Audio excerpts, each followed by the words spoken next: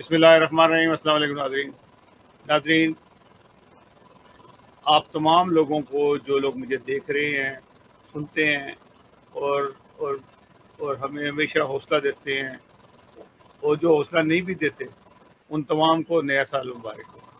ये बड़ा खुशी का मौका होता है और इस मौके को हमेशा याद रखना चाहिए कि अगला साल जो हम नया कदम उठाने लगे हैं, ये कदम जो है हमारा बाबरकत हो, हमारे मुल्क के लिए भी बेहतर हो, पूरी दुनिया के लिए बेहतर हो। दुनिया में इस वक्त एक बीमारी फैली हुई है, जिस बीमारी से लाखों लोग हलाक हो चुके हैं और लाखों लोग बीमार हो रहे हैं, और सिर्फ हमें खुदा ताला से दुआ करनी चाहिए कि हमें हमें उस बीमारी से हमें निजात मिले।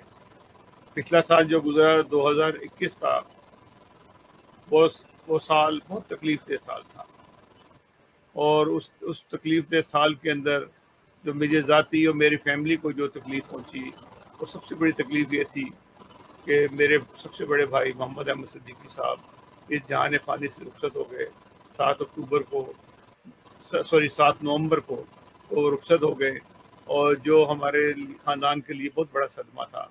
अल्लाह ताला हमें उस सदमे को बर्दाश्त करने की तौफीक दे, और इस सदमों से हमें हमें हम दूर रहें, और हमें सबको सेहत तंदुरुस्ती मिले और तकलीफ़ों से निजात हो।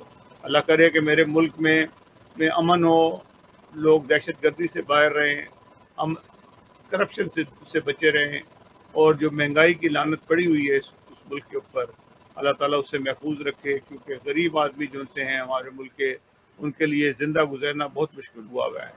मैं दुआ ये करता हूँ कि नया साल उनके लिए बाबरकत हो और खुशियों से भरा हुआ हो।